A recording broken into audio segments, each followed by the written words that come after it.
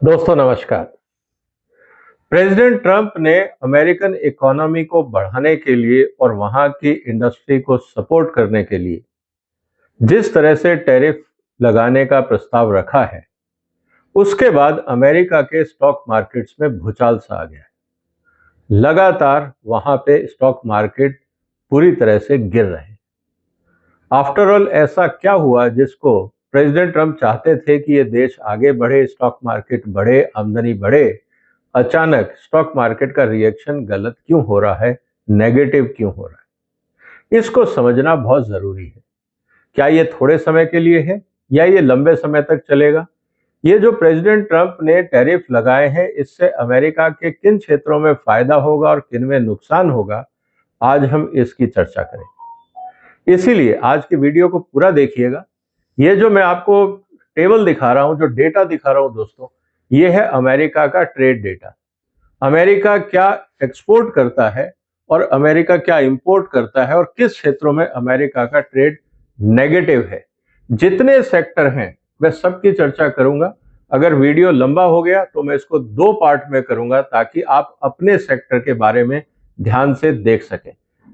इसीलिए जब हम इस नंबरों को देखेंगे तो बहुत सारी चीजें हैं जिसको समझना बहुत जरूरी है, लेकिन कुछ बातें हैं जिनको समझना शुरू में ही जरूरी है ताकि जब हम आकलन करें तो ये पता रहे कि भारत पे किस तरह का दबाव पड़ेगा। इसीलिए इस वीडियो को ध्यान से और पूरा देखिएगा। चाहे तो बार बार देखिए, आपस में चर्चा करिए, अपनी कंपनियों में, ऑर्गेनाइजेशन में चर्चा करिए, जिस क्षेत्र में आप रहते हैं वहां चर्चा करिए, और हो सकता है कि आपको नई बिजनेस अपॉर्चुनिटी एक्सपोर्ट करने के लिए भी दिख जाए और अंतरराष्ट्रीय बाजार में कहां से क्या होने वाला है ये भी कुछ समझ में आ जाए। इसीलिए अब हम शुरुआत करते हैं, लेकिन एक बार निवेदन कि आप इस चैनल को सब्सक्राइब करें, हमें सपोर्ट करें और इस वीडियो को शेयर भी करें।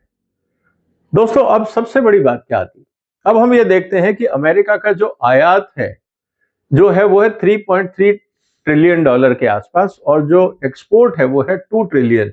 इसीलिए जो घाटा है अमेरिका का वो है करीब 1.3 ट्रिलियन डॉलर के आसपास। 2024 की मैं बात कर रहा हूं, मैं पुराने आंकड़े लेके नहीं आया हूं, जो लेटेस्ट है वो लाया। अब हम एक एक करके सेक्टर्स की बात करते हैं और उसको भारत की नजर से भी देखने का प्रयास करें। लाइव एनिमल्स, अमेरिका का जो इंपोर्ट वैल्यू है वो करीब 4 बिलियन डॉलर के आसपास है और 3.5 बिलियन डॉलर का घाटा है। और वो कहां से होता है?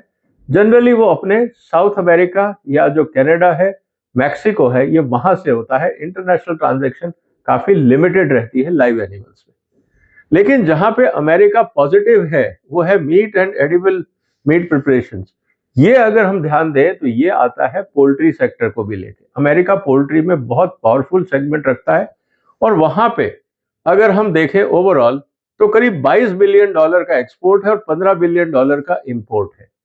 एक्सपोर्ट जो होता है वो काफी कुछ वैल्यू एडेड प्रोडक्ट्स और chicken as a whole, process chicken, frozen chicken होता है। पूरी दुनिया में अमेरिका, ब्राजील काफी बड़ा दबदबा रखते हैं। ये एक सेक्टर है जहां पे अमेरिका कॉम्पीट कर रहा है, इसीलिए उनका जो ट्रेड है वो सरप्लस में है, 7 बिलियन डॉलर। अब जब चाइना ने एक्सपोर्ट वहां पे इंपोर्ट रिस्ट्रिक्शन लगाए हैं तो क्या होगा? यहां से एक्सपोर्ट कम होगा। जब एक्सपोर्ट कम होगा तो पोल्ट्री के दाम अमेरिका में गिरेंगे, वहां के किसान परेशान होंगे। इसीलिए अपने मार्केट को खोलने के लिए अब अमेरिका क्या करेगा? अमेरिका भारत में कहेगा, प्रेसिडेंट ट्रंप कहेंगे मोदी साहब को कि आप हमारे लिए पोल्ट्री सेक्टर खोलिए। क्या भारत इसके लिए तैयार है? क्योंकि अगर चाइना का कंजम्पशन घटता है तो उतना ही बड़ा मार्केट उनको कहां मिलेगा, और तो कोई देश होगा नहीं। तो इसीलिए भारत पे दबाव पड़ेगा कि आप पोल्ट्री सेगमेंट को खोलिए। तो इस बात पे हमें चिंता करनी होगी कि आने वाले दिनों में क्या पोल्ट्री पे कस्टम्स ड्यूटी कम होंगी और कितनी होंगी, ये भारत सरकार को देखना होगा। मछली उद्योग में भी अगर हम देखें तो इंपोर्ट्स 21 बिलियन डॉलर के आसपास है, घाटा जो है करीब 16 बिलियन डॉलर के आसपास है। अब ओवरनाइट तो फिश प्रोडक्शन हो नहीं सकता, लेकिन कंजम्पशन तो 24 आवर्स है, कंजम्पशन आइटम है, 12 महीने कंजम्पशन रहता है। तो ये एक ऐसा सेक्टर होगा जहां पे प्रेसिडेंट साहब को इन्फ्लेशन झेलना पड़ेगा कि किस तरह से अमेरिका के अंदर जो फिश के रेट है वो बढ़ेंगे। जब फिश के रेट बढ़ेंगे तो जहां जहां पे कस्टम्स ड्यूटी कम है वहां से एक्सपोर्ट अमेरिका में बढ़ेगा, और ऐसे बहुत सारे आइलैंड कंट्रीज हैं जहां से एक्सपोर्ट बढ़ेगा। इस बात को हमें सोचना होगा। डेयरी प्रोडक्ट्स एक ऐसा सेक्टर है जहां पे वैल्यू एडेड प्रोडक्ट्स अमेरिका में एक्सपोर्ट होते हैं और सरप्लस में है, इसीलिए $2.2 बिलियन का है।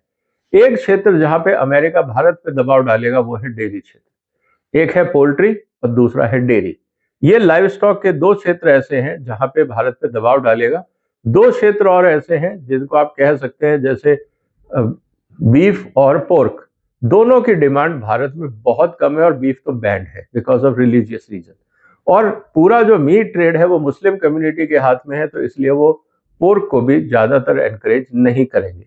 तो जो लिमिटेड 5 स्टार होटल्स इंपोर्ट करेंगे वो पोर्क होगा, और उसके अलावा डेयरी प्रोडक्ट्स और पोल्ट्री प्रोडक्ट्स को लेकर भारत पे दबाव बढ़ने वाला है। ये बात हमें समझनी होगी।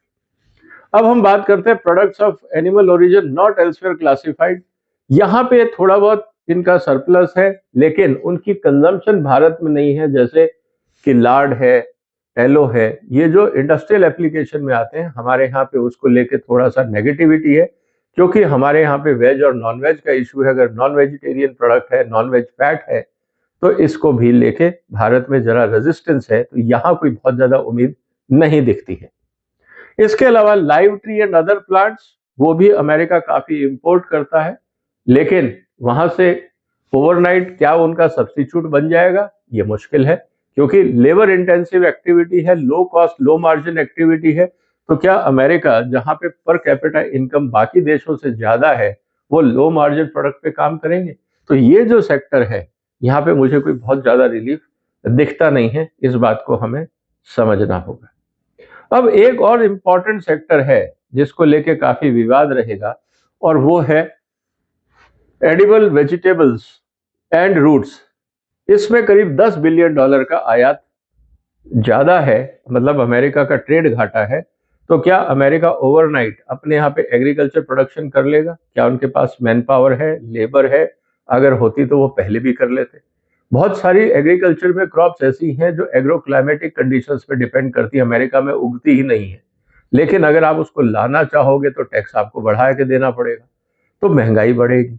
कहने का मतलब ये है कि ये जो एग्रीकल्चर सेक्टर है, वेजिटेबल्स और फ्रूट्स, यहाँ पे करीब 10 बिलियन, यहाँ पे $9 बिलियन के आसपास, करीब $20 बिलियन के आसपास जो फ्रूट्स एंड वेजिटेबल अमेरिका में आयात ज्यादा होते हैं, उसको अमेरिका ओवरनाइट प्रोड्यूस नहीं कर सकता। तो यहाँ पे फूड इन्फ्लेशन बढ़ेगा, इस बात को हमें समझना होगा। इसके अलावा चाय कॉफी, ये भी एग्रो क्लाइमेटिक कंडीशन पे है, हर जगह चाय कॉफी पैदा नहीं होती, मसाले पैदा नहीं होते, तो ये $10 बिलियन और जोड़ दीजिए। तो कहने का मतलब ये है दोस्तों कि करीब $30 बिलियन का तो ऐसा आंकड़ा है फल सब्जी और मसालों का, जो अमेरिका अपने आप प्रोड्यूस नहीं कर सकता, लेकिन हर कंज्यूमर कंज्यूम करता है। इसीलिए वहां पे अगर हम ये कहें कि अमेरिका के अंदर महंगाई बढ़ेगी तो बिल्कुल वाजिब है, क्योंकि ये सब चीजें ओवरनाइट अमेरिका प्रोड्यूस नहीं कर सकता, और अगर प्रोड्यूस भी करेगा तो एग्रो क्लाइमेटिक कंडीशंस ऐसी नहीं है जो सपोर्ट करें हर चीज को, और अगर वहां पे वो अगेंस्ट द क्लाइमेट करते हैं तो कॉस्ट ऑफ प्रोडक्शन बहुत ज्यादा हो जाएगा। तो ये जो चीजें हैं, फ्रूट्स, वेजिटेबल, स्पाइसेस, इनके दाम बढ़ेंगे। एक और क्षेत्र जहां पे अमेरिका का दबदबा है वो है सीरियल्स, मेनली कॉर्न को लेकर, मक्के को लेकर। अमेरिका का यहाँ पे काफी अच्छा होल्ड है, और अमेरिका मक्का दुनिया भर में एक्सपोर्ट करता है, और ये जारी रहेगा। इसके बाद आता है products of milling industry, $1 billion का है, वहां पे $1.2 बिलियन है, इंपोर्ट $2.6 बिलियन होता है। यहाँ पे अमेरिका अपनी लोकल इंडस्ट्री को अपग्रेड कर सकता है, क्योंकि मिलिंग इंडस्ट्री को अपग्रेड करने में बहुत ज्यादा कोई कॉस्ट नहीं आती है, कोई आईपीआर नहीं है। तो यहाँ पे लोकल इंडस्ट्री की जो कैपेसिटी है वो भी वहां पे यूटिलाइज हो पाएगी। तो ये एक पॉजिटिव संकेत रहेगा टैरिफ बढ़ाने का। एक क्षेत्र और है जहां पे अमेरिका का दबदबा है, वो है ऑयल सीड्स, सोयाबीन की हम बात कर रहे हैं। यहाँ पे अगर हम देखें तो करीब $27 बिलियन के आसपास अमेरिका का सरप्लस है। ये जारी रहेगा, लेकिन अमेरिका चाहता है कि इन पे दुनिया में कस्टम्स ड्यूटी कम हो। हालांकि भारत सरकार काफी कम रखती है, क्योंकि हिंदुस्तान जो है वो तेलों का नेट आयात करने वाला है, नेट इंपोर्टर है। तो इसीलिए यहाँ पे ये जो बात है कि अमेरिका का यहाँ पे दबदबा है और वो रहेगा। अब रहे बाकी प्रोडक्ट्स जिनको हम देखें, lacquer, gum, resins and vegetable etcetera, ये छोटी इंडस्ट्री है, यहाँ पे अमेरिका को कुछ नहीं मिलने वाला, वो डोमेस्टिक इंडस्ट्री बढ़ा भी नहीं पाएंगे, लिमिटेड रहेगा, यहाँ टैरिफ उनके लिए नेगेटिव जाएगा। वेजिटेबल मटेरियल जो बाकी जगह नहीं है, वो तो बहुत छोटी quantity, 174 billion. Animal and microbial fats, vegetable fat, ये जो एडिबल ऑयल है जैसे पाम ऑयल है, बाकी चीजें हैं, आज अमेरिका आयात करता है। अगर आप ध्यान से देखें तो पाम ऑयल आयात होता है, वहां पे जो रेप सीड ऑयल है वो आयात होता है, क्योंकि सनफ्लावर के अलावा बाकी भी कंजम्पशन की रिक्वायरमेंट्स होती हैं, सस्ते तेल और भी हैं।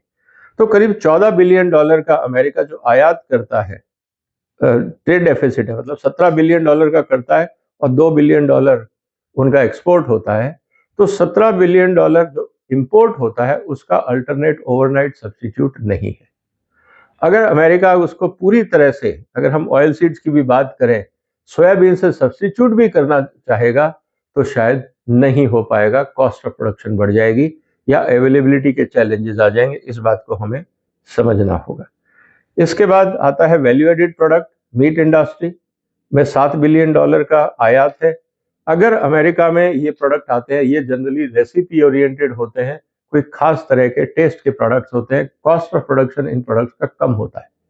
अगर अमेरिका चाहेगी करना तो कर सकता है, लेकिन बहुत सारी ऐसी चीजें हैं जिनके लिए जो रॉ मटेरियल चाहिए वो शायद आयात करना पड़े, लेकिन उस पर भी टैरिफ बढ़ा दिया गया है। तो जब कॉस्ट ऑफ प्रोडक्शन बढ़ेगा रॉ मटेरियल का, तो बेहतर है कि इंपोर्ट में प्रोसेस्ड और रेडी टू कंज्यूम प्रोडक्ट ही मंगाया जाए। इसके अलावा प्रोडक्ट आता है चीनी, sugar and sugar confectionery, 7 billion dollar का आयात है अगर हम यहाँ देखें, और लोकल प्रोडक्शन 3 बिलियन डॉलर है। 4 बिलियन डॉलर को अमेरिका का जो इंपोर्ट आ रहा है sugar and sugar confectionery, mainly Brazil और बाकी जगह से, मुझे नहीं लगता वहाँ पे अमेरिका के पास कोई बहुत ज़्यादा अल्टरनेट है। थोड़ा बहुत प्रोडक्शन एरिया वो बढ़ा सकते हैं, लेकिन शुगर मिल लगाना, उनको चलाना, ऑलरेडी अगर ब्राजील से सस्ता मिल रहा है तो लोकल महंगा लगा के करने का क्या फायदा।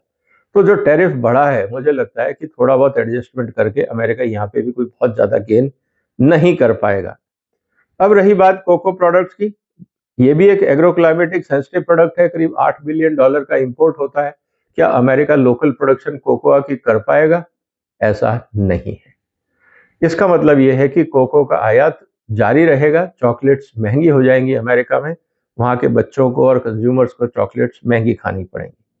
इसी तरह से जो प्रिपेयर्ड प्रोडक्ट्स हैं, preparations of cereals, flours and starch, बाकी जो कन्फेक्शनरी आइटम है, अगर हम इसको देखें तो वो भी करीब 16 बिलियन डॉलर का आयात होता है, ज़्यादातर कनाडा और यूरोप से होता है।